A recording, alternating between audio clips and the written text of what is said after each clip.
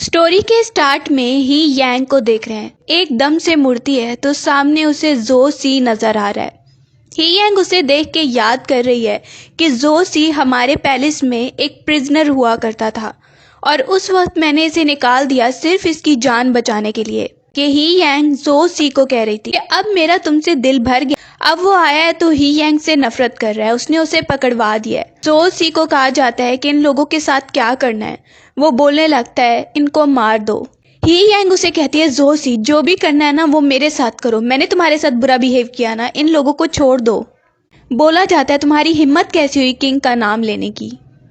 ही यांग बोलने लगती है प्लीज प्लीज किंग, मैं तुमसे रिक्वेस्ट कर रही हूँ कि मेरे थर्ड ब्रदर को छोड़ दो, वो तुम्हारे लिए कोई खतरा नहीं है और ये तो मेरी मेड है ना, इसने कुछ नहीं किया, प्लीज ये इनोसेंट है। वैसे तुम तो पहले प्रिंसेस थी ना, लेकिन अब तुम प्रिंसेस नहीं एक स्लेव हो। वो ये बोलने लगती है कि इनकी जगह अगर तुम्हें मेरी जान लेनी है तो ले लो, लेकिन प्लीज इनकी जान बख्श दो। वहीं पर किंग जो उठ के आता है और उसे देखने लगता है। किंग जो बोलने लगता है ठीक है, तुम्हें ये करना होगा कि तुम्हें मुझे अच्छे से सर्व करना होगा, उसके बाद ही मैं इनकी जान बख्शूंगा। ही यांग को वो लेकर आता है और कहता है कि तुम्हारा रूम तो पहले की तरह ही है, मैं सोच रहा हूँ कि अब कितने लड़कों को तुम यहाँ पर लेकर आई होगी। पुरानी मेमोरीज में हमें दिखाया जा रहा है कि ही यांग प्रिंसेस ही लेकर आई थी जो को अपने पैलेस में और उसे कह रही थी आज के बाद तुम मुझे फॉलो करोगे, हमेशा उसे प्रोटेक्ट कर रही थी। सजा मिलती थी उसे तो वो भी उसके साथ सजा ले रही थी। ये पुरानी मेमोरीज भी जो याद कर रहा है और अभी उसने प्रिंसेस को स्लेव बना दिया है। ही यांग उसे कह रही है तुम्हें वादा करना होगा कि तुम मेरे थर्ड ब्रदर को छोड़ दोगे।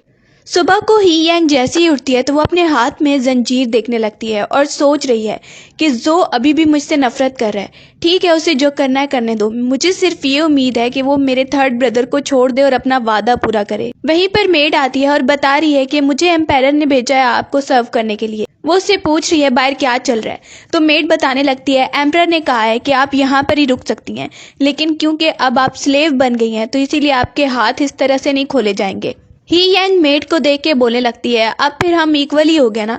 मेड कहती है प्लीज ऐसा नहीं हो सकता, आप तो वो हैं जिन्होंने मेरी फैमिली की मदद।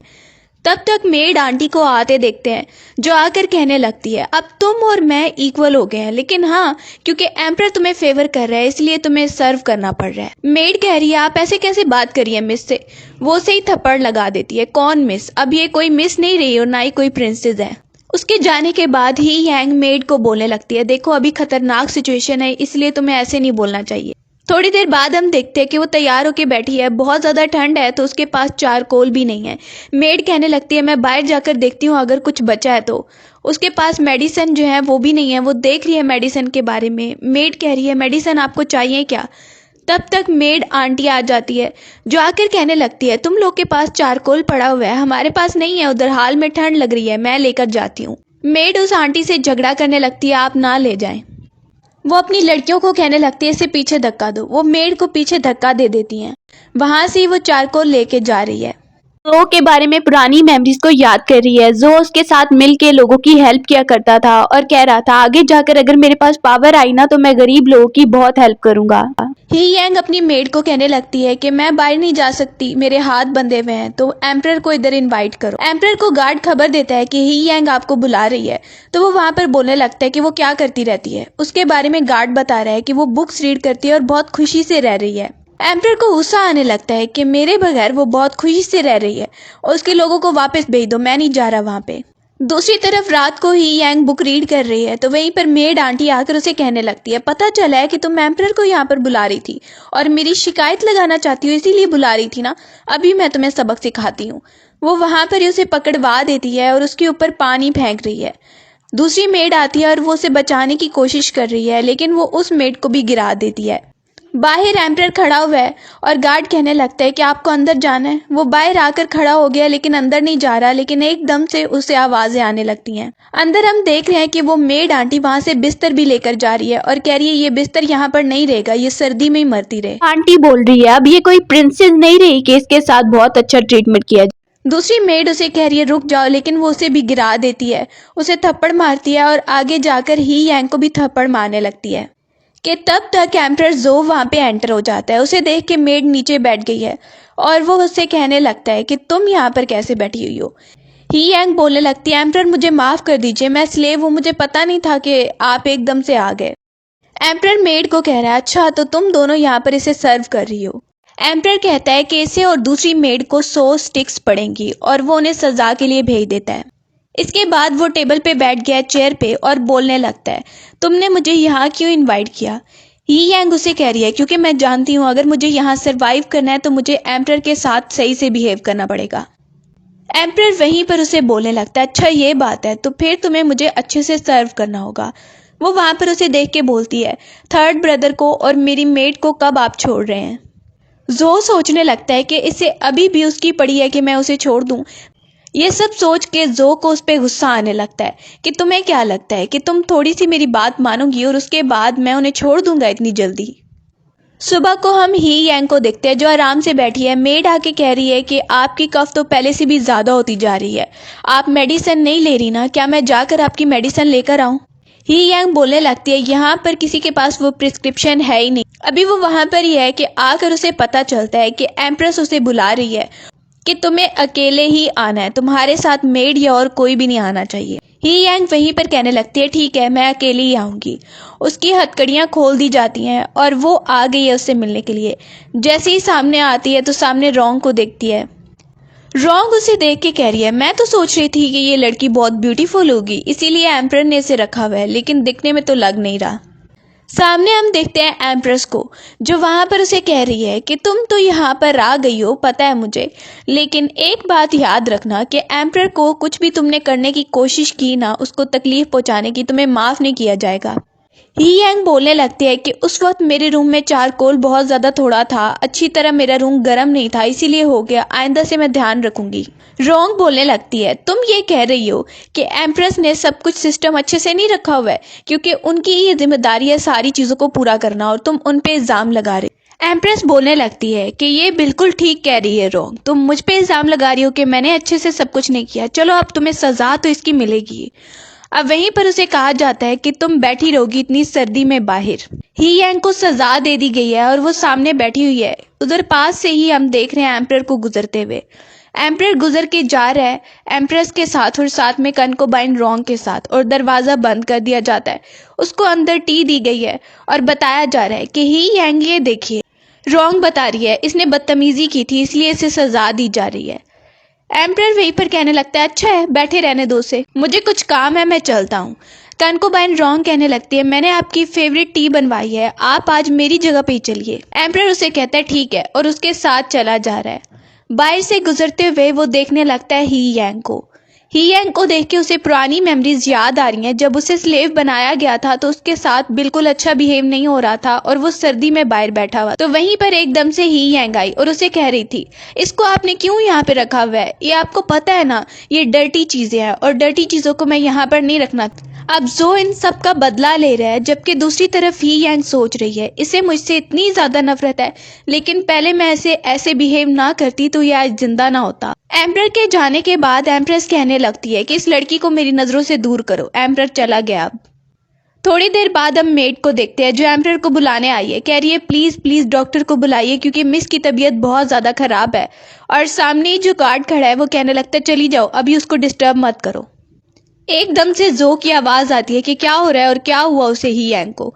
वो बताने लगती है कि वो बिल्कुल सांस अच्छे से नहीं ले पा रही हैं। जो जल्दी से डॉक्टर को बुलवाता है और डॉक्टर चेक करके उसे बताने लगता है कि इसकी ठंड जो है वो ऑर्गन्स में भी चली गई है, जिसकी वजह से इसकी लाइफ बहुत ज्यादा खतरे में है। डॉक्टर उसे बताने लगता है कि इसकी बॉडी पहले ही बहुत वीक है और ये अभी की नहीं कई सालों की बहुत वीक है। एम्परर वहीं पर देखने लगता है और कहने लगता है कि ऑर्डर इश्यू करो कि कोई भी यहाँ पर मेरी परमिशन के बगैर यहाँ पर नहीं आएगा और यहाँ पर गार्ड भी रखो। इस सबके जाने के बाद वहीं से जो देखने लगता है और उसे देख के कह रहा है कितने सालों तक 10 सालों तक मुझे बहुत ही ज्यादा दुख हो रहा था और तकलीफ में था मैं, और मैंने ये खुद से वादा किया था कि जब मैं तुम्हें ढूंढूंगा तो मैं अपने साथ ही तुम्हें रखूंगा चाहे कुछ भी हो। सुबह को देखते हैं कि वो ही यांग को चेक करता है, उसकी हालत कुछ ठीक लग रही है। अब दूसरी तरफ कनकोबाइन रोंग को देख रहे हैं जो वहां पर कहने लगती है, मुझे तो लगता है ना ये ही यांग आपके लिए बहुत बड़ा खतरा है एम्प्रेस। रोंग कहने लगती है कि अगर आगे जाकर उसने एम्परर को इम्प्रेस कर लिया ना तो फिर आपकी जगह वो प्रिंसेस बनेगी, सब कुछ उसका हो जाएगा। अब ये सुन के एम्प्रेस को वहीं पर थोड़ा खतरा होने लगता है। वो उसे कहती है हाँ तुम चली जाओ, पता चल गया मुझे। ही यांग को देखते हैं वो बुक रीड कर रही है। जैसे ही वहां पर जो आता है कहने लगता है आज तुम बहुत फ्री लग रही हो। ही यांग कहती है आज मैं आपको बिल्कुल सर्व नहीं कर सकती। अब जो को गुस्सा आने लगता है कि क्या बोल रही हो तुम यहाँ पर मुझसे ऐसे बात करोगी। वो उसे बताने लगता है तुम्हारा थर्ड ब्रदर होश में आ गया है। अब वो खुश हो जाती है, इसका मतलब आप उसे छोड़ रहे हैं। अब उसे गुस्सा होता है, तुम हमेशा उसके बारे में ही सोचती रहती हो।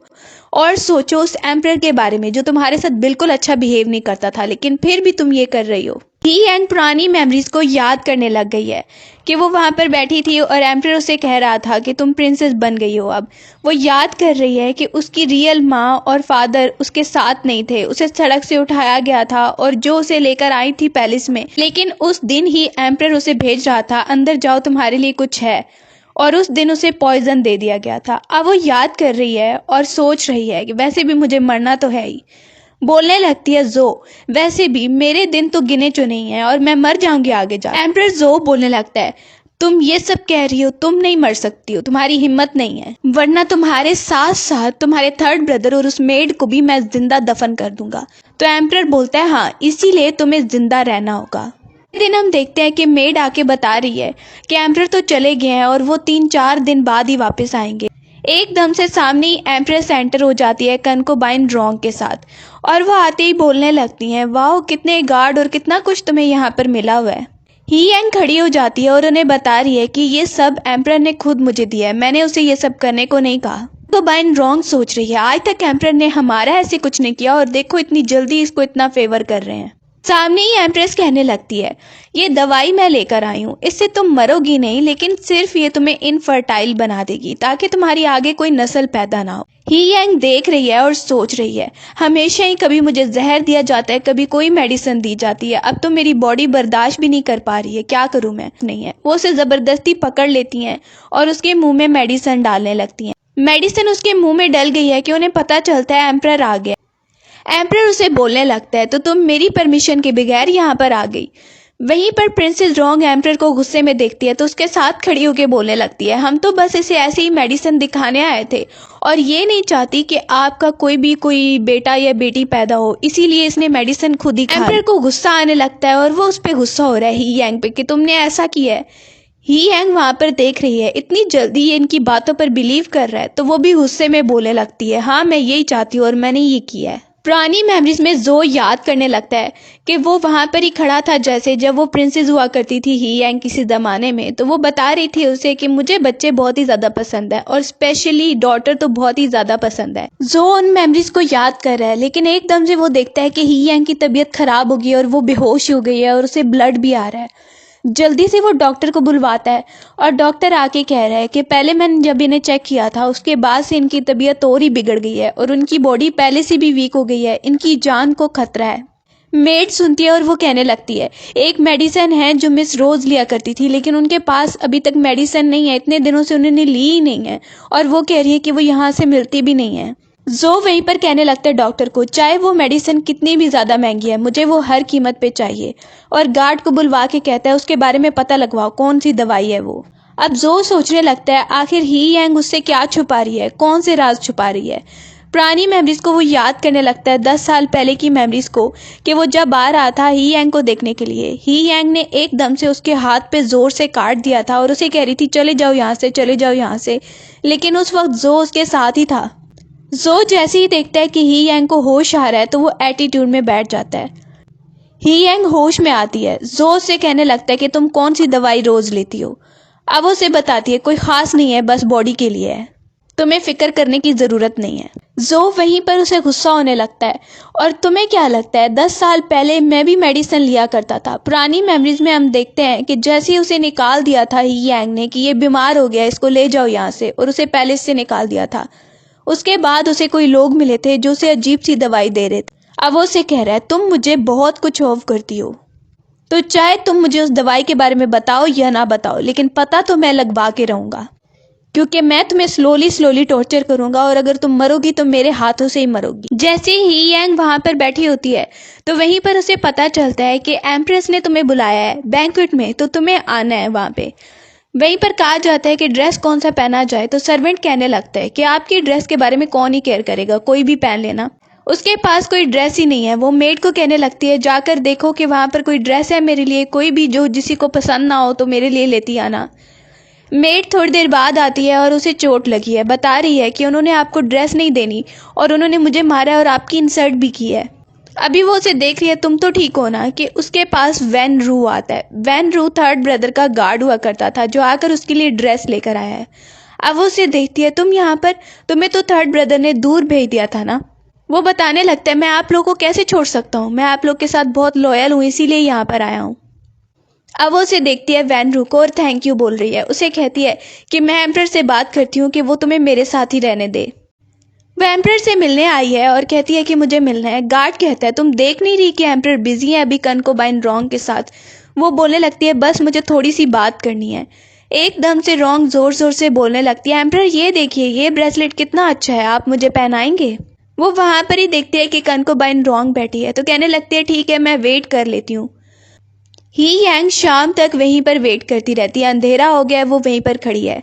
कनकोबाइन रॉन्ग बाहर आती है और उसे देख के कहती है अभी तक तुम यहाँ पर ही खड़ी हो, एम्परर के पास टाइम नहीं है तुमसे मिलने के लिए।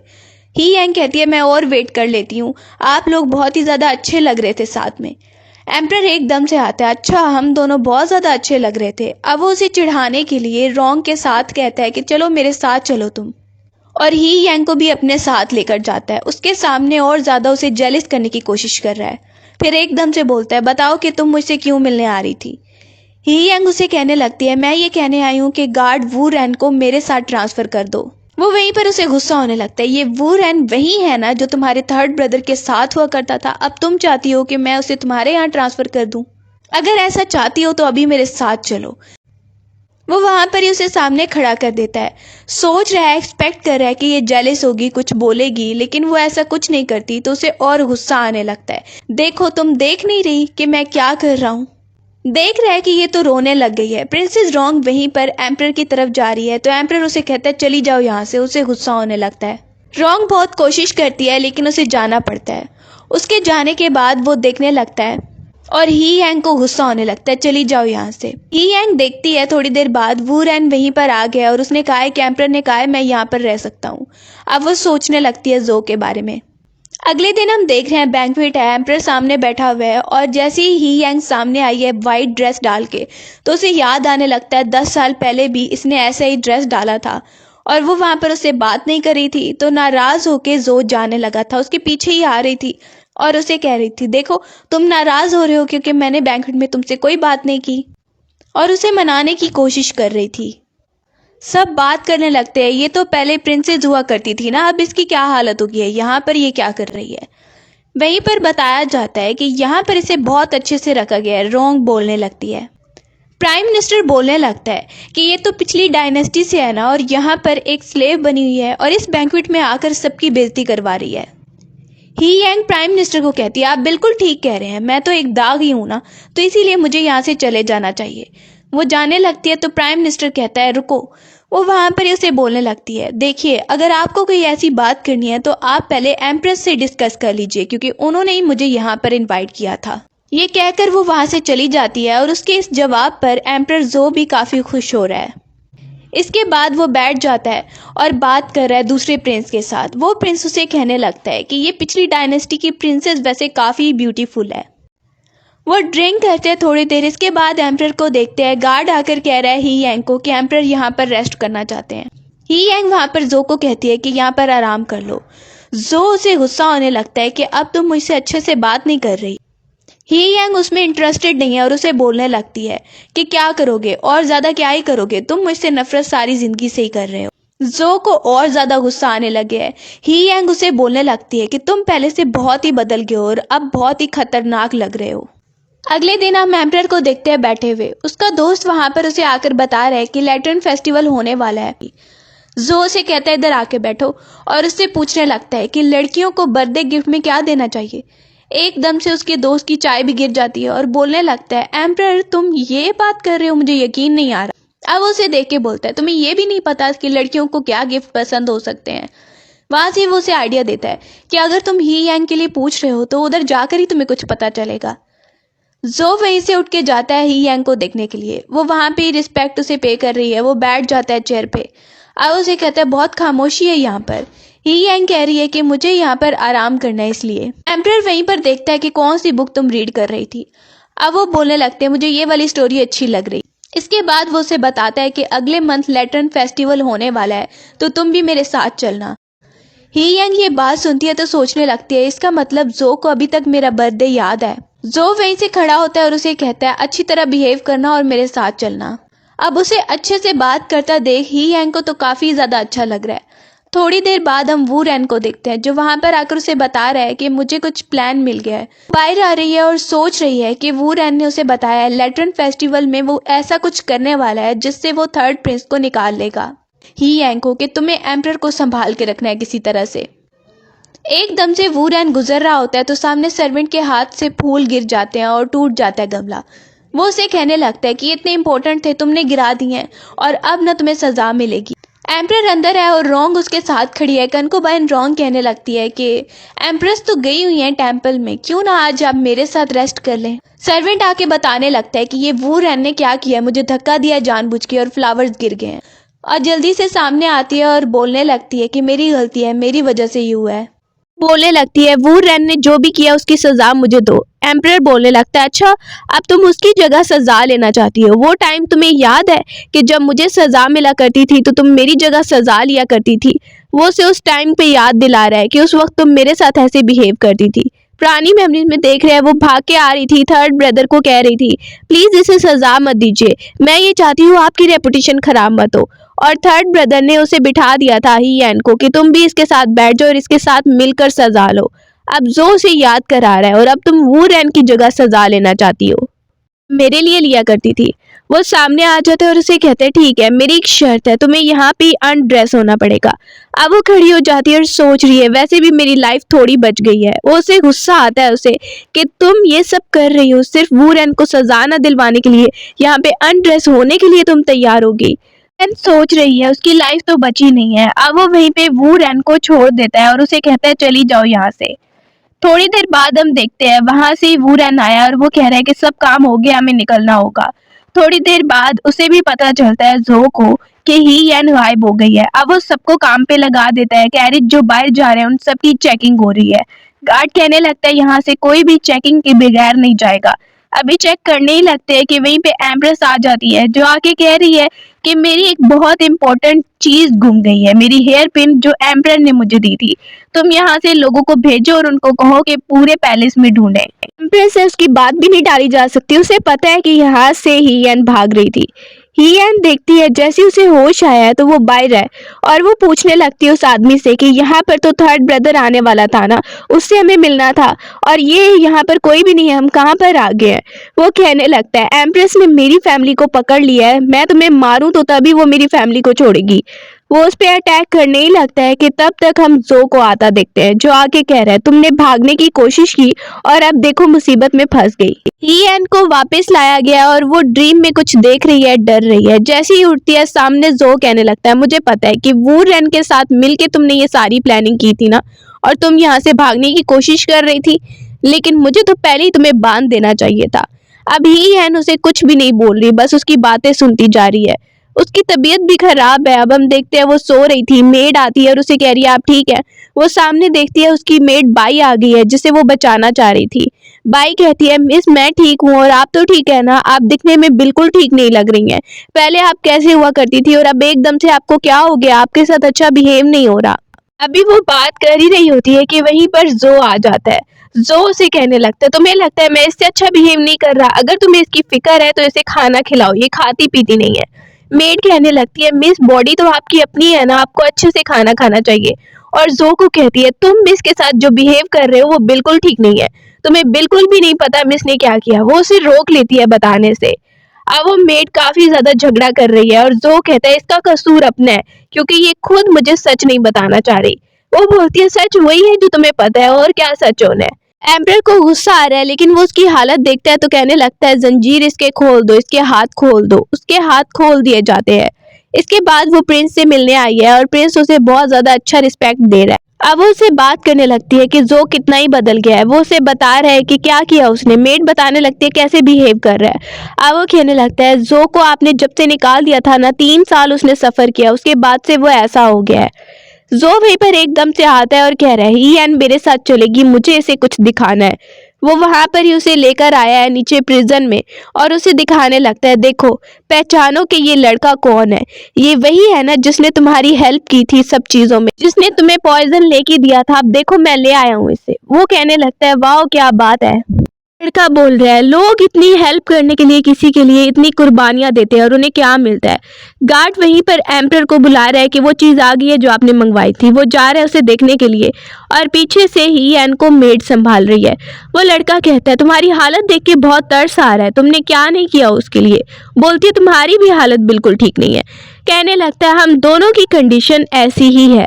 मेमोरीज में दिखाया जा रहा है कि वो उसके पास आई थी जो जब बीमार था ताकि वो उसे ठीक कर सके, और बदले में उसने कहा था तुम्हें पॉइजन पीना पड़ेगा तब मैं इसे ठीक करूंगा, और इसके बदले में वो उसे पॉइजन दे रहा था। उसे पॉइजन पीना पड़ा और जो के लिए एंटीडोट लेना पड़ा। ये सब वो कर रहा था उस वक्त। अब वो उसे बताने लगता है तुमने बहुत कुर्बानियां दी लेकिन जो तुमसे नफरत कर रहा है, अब तुम्हारे पास क्या ही बचा है। अभी वो बात कर ही रहे होते हैं, सामने जो आ जाता है और वो कहने लगता है क्या बात कर रहे हो तुम लोग। ईएन उसे बताने लगती है जो भी है मैं तुम्हें कुछ नहीं बताने वाली, मैं यहाँ से भागना चाहती हूँ। उसे गुस्सा आ रहा है यहाँ से नहीं भाग पाओगी, और उसे वो एंटीडोट दे रहा है, मेडिसिन दे रहा है। अगले दिन एक लड़का आया एम्परर से मिलने के लिए और वहीं पर बात कर रहा होता है। एम्परर कहता है क्या बोलना है तुम्हें। सामने अभी वो बात कर रहा है कि उसे ही एन नजर आती है और वो कहने लगता है ये ब्यूटीफुल गर्ल कौन है और इसकी फैमिली कौन सी, आप बताएंगे। एम्परर कहने लगता है इसके बारे में तुम मत ही सोचो तो अच्छा होगा, मैं तो वैसे ही मजाक कर रहा था। दिल में वो लड़का सोचने लगता है कि एम्प्रेस तो मेरे साथ है ना। एम्प्रेस का असल में उस लड़के के साथ अफेयर है और वो दोनों मिल के उसे खत्म करना चाहते हैं जो को। वो वहां पर ही न्यू प्लानिंग उसे बता रही है। ही एंड को देखते हैं जो बहुत ज्यादा थकी हुई लग रही है। बुक रीड करते करते उसे नींद आ रही है कि वो लड़का वहीं पर आ जाता है और उसे कहता है तुम अब नहीं बचने वाली हो। उसे कोई चीज दी जिसमें ड्रग्स भी थे। दूसरी तरफ एम्प्रेस को देखते हैं जो को लेकर आ रही है रूम की तरफ और उसे कहती है मुझे कुछ आवाजें आई हैं। उसे रूम की तरफ ला रही है। सामने एक पाउच गिरा हुआ है। जो जैसे ही एंटर होता है तो वो पाउच को पहचान जाता है कि ये ही एन का है। एम्प्रेस बोलने लगती है हटो ये कौन है यहाँ पर। वहीं पर प्रिंस भी है और एम्प्रेस कहने लगता है क्या हो रहा है। उसे पता है कि ही एन ऐसा कुछ नहीं कर सकती, एम्प्रेस नहीं कुछ किया होगा। एम्प्रेस सामने देखने लगती है तुम यहाँ पर क्या कर रहे थे, सच्चाई बताओ। वो लड़का कहता है ही एन ने जबरदस्ती की मेरे साथ। जो कहता है सच बताओ वरना बिल्कुल अच्छा नहीं होगा। वो यही बोलने लगता है। बाकी सर्वेंट्स को भी लाया गया है तो वो भी कुछ ऐसी ही बात कर रहे हैं। एम्प्रेस कह रही है कि ही एन को सजा दी जाए, उसे मार दिया जाए, लेकिन जो ये करने को तैयार नहीं है। वो वहां पर देखती है कि वो उल्टा उस लड़के को सजा के लिए बोल रहा है और कहता है कि इसे प्रिजन में लेकर जाओ। वो लड़का वहीं पर देख रहा है मैं क्यों जाऊं, मैं अकेला तो नहीं था इसमें और ये एम्प्रेस भी मेरे साथ थी। एम्प्रेस कहती है इसकी बात पर यकीन मत कीजिए, ये ऐसे ही बोल रहा है, लेकिन वो सच्चाई बता देता है। अब जो कहता है तुम लोग को लगता है कि मुझे कुछ नहीं पता। एम्प्रेस कहती है ये सच में झूठ बोल रहा है, प्लीज इसकी बात पर यकीन मत कीजिए, लेकिन वो सच्चाई बता देता है। और जो को पहले पता था, उसने इन्वेस्टिगेशन करवाई थी। वो एम्प्रेस को बोल रहा है कि मैंने तुम पे यकीन किया लेकिन तुम ये सब कर रही हो। ही एन को अगर तुमने कुछ भी करने की कोशिश की ना तो तुम बचोगी नहीं और अभी भी तुम्हें सजा के लिए जाना होगा। वो वहीं पर एम्प्रेस को भेज देता है। एम्प्रेस कह रही है तुम बहुत ज्यादा बुरे हो, उसे बुरा भला बोल रही है और जोर जोर से रो रही है, लेकिन जो वहीं पर उसे पकड़वा देता है और साथ में उस लड़के को भी प्रिजन में डलवा दिया गया है। अगली सुबह हम ही एन को देखते हैं। मेड सामने आती है कि आपसे कोई मिलने के लिए आया है। सामने ही वो देखती है कौन मिलने के लिए आया है। ये भी एक वर्कर था जो उनके पैलेस में काम किया करता था। वो वहां पर ही आकर बोल रहा है आप जिस कंडीशन में हैं आपको हेल्प तो चाहिए होगी ना, और थर्ड प्रिंस को भी आपने नहीं छुड़वाया है। वो वहां पर बोलती है मैं खुद कर लूंगी जो भी करना है, लेकिन वो उसे ऑफर कर रहा है आप इस कंडीशन से नहीं निकल पाएंगी, मेरे पास कनेक्शंस है, अच्छे से काम हो जाएगा। वो वहां पर उसकी बात सुनती है और उसे कहती है ठीक है मैं तुमसे भी बात कर लूंगी। वो लड़का उसे मिलने के लिए बुलाता है अपने साथ। वो जाने के लिए तैयार हो गई है तो मेड वहां पर घबरा रही है और कह रही है मुझे बिल्कुल भी कुछ ठीक नहीं लग रहा है, मिस आप जाना चाहती हैं। वो बोलती है हाँ मैं जाना चाहती हूँ। अब उसी लड़के को देखते हैं जो वहां पर कह रहा है तुम मेरा साथ दो तो मैं तुम्हारी प्रॉब्लम सॉल्व कर दूंगा। कि जो उनके पीछे ही आ गया और उनसे पूछ रहा है कि क्या बात चल रही है यहाँ पे। ही एन वहीं पर जो को आते देखती है और उसके सामने वो लड़का भी झुकने लगता है कि एकदम से अटैकर्स भी आ जाते हैं और उसका मुकाबला जो करने लगता है, लेकिन एकदम से वो पीछे की तरफ देखता है ही एन को। ही एन जो वहां पर ही खड़ी थी उसे चक्कर आते हैं और वो जोर से बेहोश हो गई है। मेमोरीज में दिखाया जा रहा है कि ही एन जो से फर्स्ट टाइम कैसे मिली थी। जो वहां पर आ रहा था रूम में छुप छुप के कोई चीज चुराने के लिए खाने की, और उसने उसे देख लिया था और कह रही थी तुम्हें ये चाहिए ना, ये तो पहले मैंने ले लिया। उसे मजाक कर रही थी और बोल रही थी ये लो तुम्हारे लिए, और उसे वादा करी थी वो उसे साथ ले जाएगी। अब वो सोई हुई है, जैसे ही उठती है तो मेड से पूछ रही है। मेड कह रही है कि एम्पर तो किलर्स का पता लगवाने के लिए गए हैं। जल्दी से उठती है वहां से। मेड कह रही है ध्यान से आप जाइए, आपकी तबीयत भी ठीक नहीं है। अब वो मिलने के लिए गई है जो से। जो सामने ही बैठा हुआ है आराम से, तो वो उससे बात करने लगती है थर्ड ब्रदर के बारे में। वो उससे कहता है तुम्हें और कोई बात नहीं आती, जब भी तुम यहाँ पर आती हो मुझसे यही बात करती हो थर्ड ब्रदर के बारे में। वो उसे कह रही है इतना टाइम हो गया, तुमने मुझसे वादा किया था कि तुम उसे छोड़ दोगे एम्पर, प्लीज अब वादा पूरा करने का टाइम आ गया, मैं तुमसे और कुछ नहीं मांगना चाहती। वो उसे गुस्से में देखता है। तुम मुझे पास्ट के बारे में बताओ।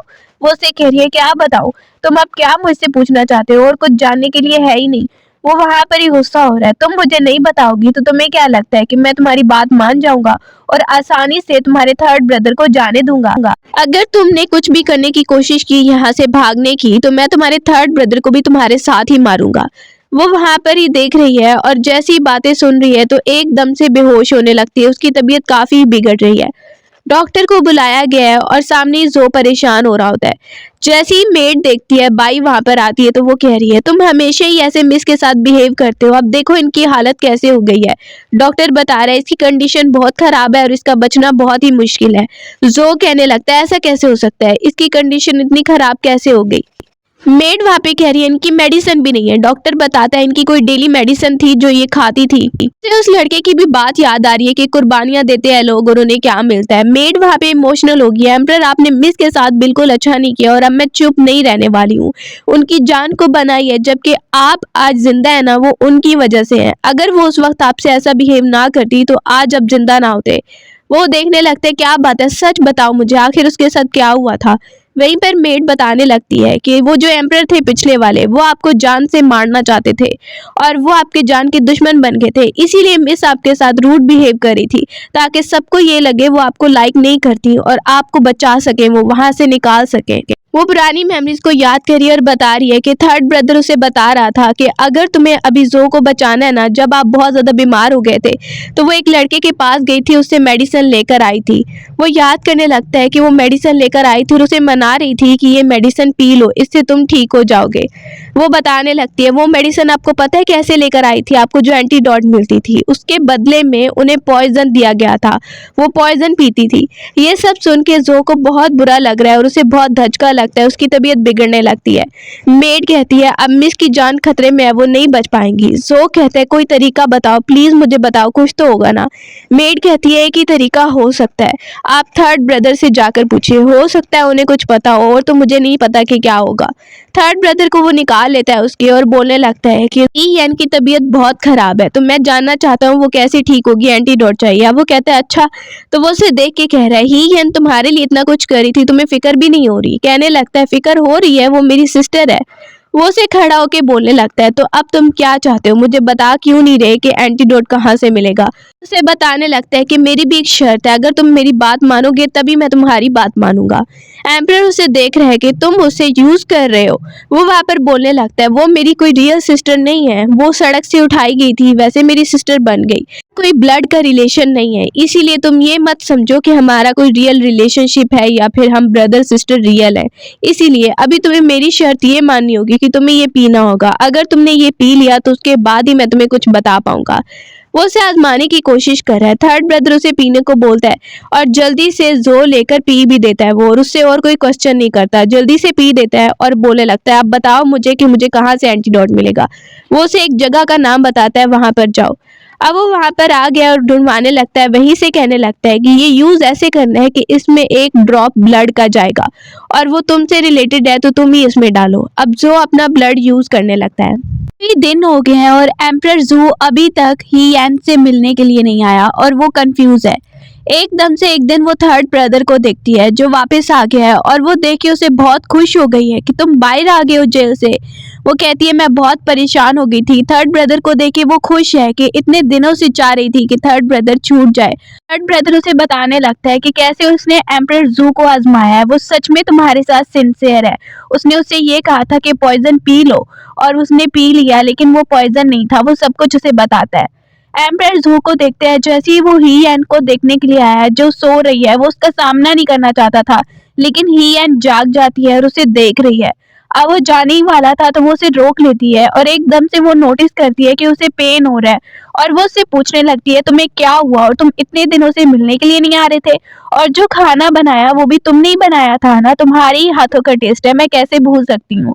जो वहां पर बोलने लगता है बस ऐसे ही नहीं आया और मैं सॉरी करना चाहता हूँ तुमसे, मैं तुम्हारा सामना नहीं कर पा रहा था। पीछे जो कुछ भी हुआ वो तुम मुझे बचाने के लिए कर रही थी, तुमने मुझे कभी बताया ही नहीं, वरना मैं ऐसे तुम्हारे साथ बिहेव ना करता। सेन जैसी ही एन के लिए बनाई जा रही है और जो अपना ब्लड यूज कर रहा होता है, मेड वहां पे बात कर रही है तो इतने तक ही एन आ जाती है बाहर की तरफ। अब जो छुपाने की कोशिश कर रहा है उसे कह रहा है मैं अंदर ही आने वाला था और मेडिसिन लेकर आ रहा था। ही एन उसे कहती है मेडिसिन लेकर आ रहे थे, ये क्या हुआ तुम्हें, मुझे बताओ कि ये सब क्या बात चल रही है। जो छुपाने की कोशिश कर रहा है और वो देखना चाहती है, कहता है कुछ नहीं है, तुम ये क्या कर रही हो, इस सबके सामने क्या कर रही हो। वो उसे गुस्सा होती है, हाथ हटाओ मुझे देखना है। जैसे ही वो देखती है कि निशान है और ये तो अपना ब्लड यूज कर रहा है मेडिसिन के लिए, बोलने लगता है जो कि और कोई तरीका नहीं था, यही तरीका था जिससे तुम्हारा पॉइजन ठीक हो सकता था। तुमने मेरे लिए इतना कुछ किया, तुमने पॉइजन पी लिया मुझे बचाने के लिए, तो प्लीज अब मुझे भी मौका दो कि मैं तुम्हें बचा सकूं। पर उससे रिक्वेस्ट करता है और कहता है थोड़ा थोड़ा एक एक कतरा ब्लड यूज हो रहा है, कुछ नहीं होता, मैं बिल्कुल ठीक हूँ। इसके बाद हम उसे देखते हैं कि वो वहां पर बैठा हुआ है और पूछ रहा है एक आदमी के बारे में और गेम भी खेल रहा है। सामने ही एन को देखते हैं, वो भी दूर से आती है, उन दोनों को दोस्तों को गेम खेलते हुए देखती है। वो उससे कह रहा है कि आगे मैं जो भी करने वाला हूँ मुझे उम्मीद है कि तुम मेरा साथ दोगी। बाद वो एक और लीडर से मिलते हैं ताकि पता लगवा सके कि ही एन का पॉइजन अच्छे से ठीक हो पाएगा या नहीं। अब वो आदमी कहता है ठीक है मैं इसे पहले चेक करता हूँ फिर बताऊंगा। जैसे ही वो इसे चेक करता है कहता है ये तो हमारी वैली का ही पॉइजन है और ये ठीक हो सकता है, एंटीडोट है इसका मेरे पास। वहीं पर वो बोलने लगता है जो तो आप क्या चाहते हैं बदले में। वो आदमी कहता है बदले में मेरा एक ट्रेजर है, एक बहुत ही बड़ा खजाना जो कि चोरी करवा लिया गया था, अगर वो तुम लोग वापस ला सकते हो तो मैं तुम लोग की हेल्प करूंगा। जो कहता है उसे वापस लाने में तो बहुत मुश्किल होगी। वो लीडर उसे कहता है कि अगर तुम्हें ही एन की जान बचानी है और अच्छे से पॉइजन खत्म करना है तो ये शर्त मेरी माननी पड़ेगी। वहीं पर वो उसे कहता है ठीक है सोच के बताऊंगा। वापस आ जाता है और ही एन के बारे में सोच रहा है कि कुछ तो करना ही पड़ेगा।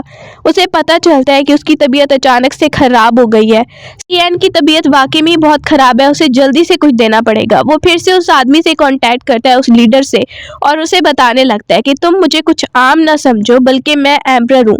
वो अपने बारे में बताने लगता है, अपनी आइडेंटिटी के बारे में बताने लगता है। वो आदमी पहले नखरे दिखा रहा था और फिर देख के हैरान हो जाता है, सामने ही वो उसे अपनी आइडेंटिटी दिखाता है। तो अब वो उसे कहने लगता है तुम मेरे साथ कोऑपरेट करो, क्यों ना हम एक डील कर ले साथ में। वो उसे कहता है ठीक है मेरा भी दुश्मन है, मुझे भी बदला लेना है, और तुम्हारा भी दुश्मन है, तुम्हें भी बदला लेना है, तो ठीक है डील कर लेते हैं। वो दोनों एक प्लान बना लेते हैं। बोलने लगता है लेकिन तुम पहले मुझे एंटीडोट दोगे, उसके बाद ही ये प्लान हो पाएगा। वो वहां पर आता है देखने के लिए ही एन को जो अभी तक बेहोश है। जैसे ही होश में आई है तो वो उसे बताने लगता है कि वो अपने दुश्मनों की तरफ जा रहा है, उसे प्रे करने के लिए बोलता है, साथ में उसे ये भी बोलता है कि आज हमारी मैरिज सेरेमनी होने वाली है। जैसे ही उसने मैरिज रखी है वो बहुत ज़्यादा खुश है और ही एन भी काफ़ी ज़्यादा हैप्पी लग रही है। वो उसके साथ मैरिज तो पहले शुरू से ही करना चाहती थी, उसे बचाने के लिए उसने ये सारा नाटक किया। वो उसे देख रहा है गौर से और सोच रहा है कि आगे जाकर पता नहीं मैं बचूंगा या नहीं। इसके बाद मैरिज सेरेमनी हो ही रही होती है कि उसके सेंटर में ही एक मार्क्स मैन आकर खड़ा हो जाता है। वो उसे देखने लगता है तुम कौन हो। वो आकर उसे चैलेंज करने लगता है कि तुम्हें पता है तुम्हारी ये जो वाइफ है ना ये पहले ही मरने वाली है, तो इसीलिए सब कुछ मेरे हवाले कर दो, तुम्हें इसे बचाना है। तो वो वहां पर ही देख रहा है, अच्छा तुम्हें लगता है कि मैं तुम्हें मार नहीं पाऊंगा। वो एकदम से उसे मार देता है, उसकी कोई बात ही नहीं सुनता और उस पर तलवार चला देता है। उसके साथ उसका दूसरा साथी भी है। ही एन वहां पे देखने लगती है और वो तलवार दे देता है अपने दोस्त को, उस लीडर को। उसका साथी जो था वो उसका दुश्मन था। वो उसे कहता है तुम अपना बदला ले लो। इस तरह वो उनका बदला लेते हैं, लेकिन एकदम से हम देखते हैं कि एम्परर की अपनी तबीयत खराब होने लग गई है। वो लीडर बताता है इसे आराम की जरूरत होगी। तुम्हारा ग्यू पॉइजन निकालने के लिए खुद पे खतरा लिया, अब इसका जितना हो सके ख्याल रखो, फिर ही ये ठीक हो पाएगा। पुरानी मेमोरीज में भी दिखाया जा रहा है। अब हम देखते हैं काफी टाइम के बाद कि एम्परर भी ठीक हो गया है और ही एन उसका और ध्यान रख रही है। अभी तक उसे रोज मेडिसिन बना के दे रही है और उसे कह रही है तुम्हें खानी होंगी। इस तरह से जो बिल्कुल ठीक हो गया और ही एन भी बहुत हैप्पी लग रही है। इसी के साथ स्टोरी की हैप्पी एंडिंग हो जाती है।